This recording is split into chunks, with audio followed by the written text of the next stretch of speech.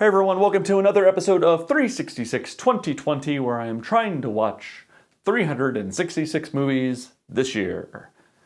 I'm super far behind. Let's get started.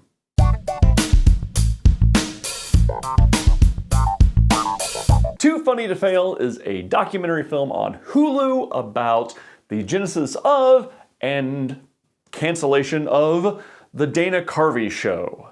After his long stint at Saturday Night Live, comedian Dana Carvey was a free agent, able to do anything he wanted, so he created a show, a sketch comedy show, for ABC, which would bear his name. His writing staff was comprised of comedians that would become giants in the comedy industry. Robert Smigel, Louis C.K. He hired Stephen Colbert and Steve Carell to be on the show. It is a who's who of before they were stars, but what they created was not exactly family friendly. It was very avant-garde, very experimental, and they were given the lead-in of Home Improvement, which was the biggest show on television at the time. Given the conflict of tones, the show only lasted 8 episodes. And this film is a look back of what it was, and why it failed.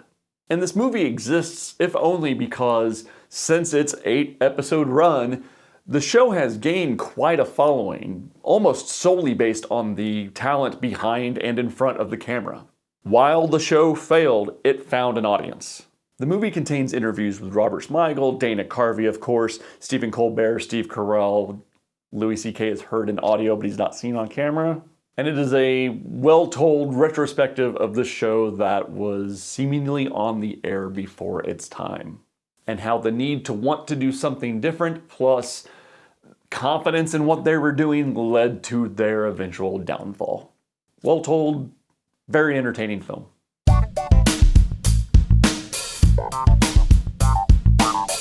Rocketman is the authorized biography of Elton John. Elton John is listed as an executive producer on the film. And it stars this actor, whose name I always mispronounce, so I'm not even going to try. He is Elton John.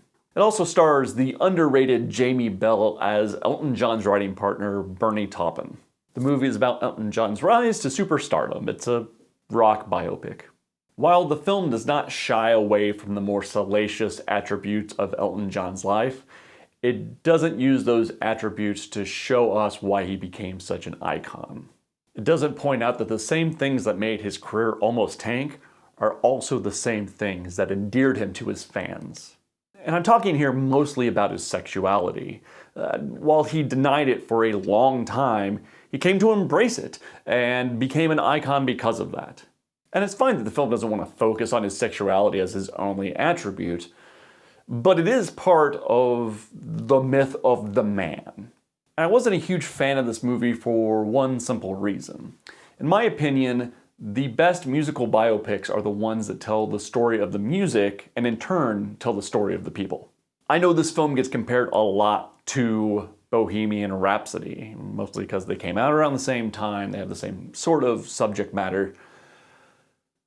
But that movie does a very good job of telling, in chronological order, the story of the evolution of the band and the band's music, and at the same time telling the story of Freddie Mercury. Rocketman is trying to tell the story of Elton John, and the music comes second.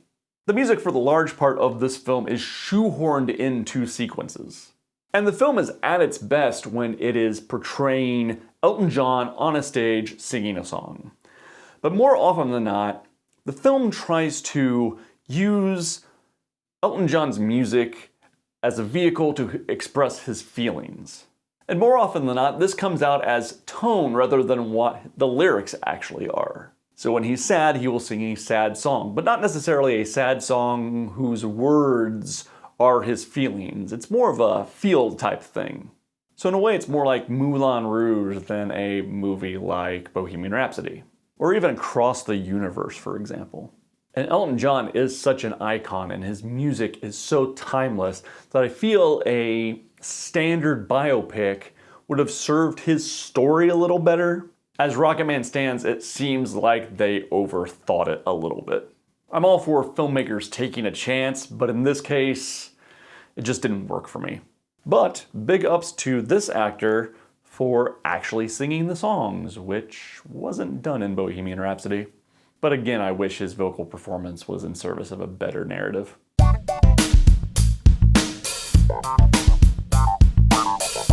Oh boy. Rampage stars Dwayne "The Rock" Johnson as a primate expert who is chasing a gorilla that accidentally inhaled some experimental fumes that were on a space station that exploded, and now he's growing out of control, and Dwayne has to chase this gorilla who's being called to Chicago via radio waves, along with a wolf and an alligator, both of which are mutating at an unforeseen rate into different animals. And that's where explosions and things happen. That's the entire plot of the movie.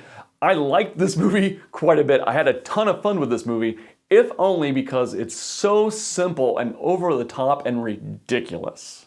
Most movies like this, movies like the Transformer series, which just end up with action figures being knocked together, try to have some sort of like larger art form or something that's a little deeper or a compelling story that's intertwined. On the other hand, this story is the monsters are going that way, we have to chase the monsters, and then kaboom. And there you have the convergence of evil corporation and military and scientists, but mostly it's just kaboom. And it seems like the makers of this film said, we have this property, it's based on a video game. A very simple video game where monsters climb on buildings and tear them down, I believe. Let's just do that. Why make it more complicated? Just make it big noises and explosions and fantastic special effects. It takes about half of the movie for Dwayne to kind of see what movie he's in. As he goes along, the character gets a little looser and more quippy. I had a blast with this movie for the ridiculousness that it is. I loved it. I'm not saying it's the best movie ever made, but it might be. It's like Citizen Kane, Apocalypse Now, Rampage. No particular order. Have you guys seen any of these movies? I will see you down in comments, and I will see you on the next episode of 366 2020. Thanks for watching.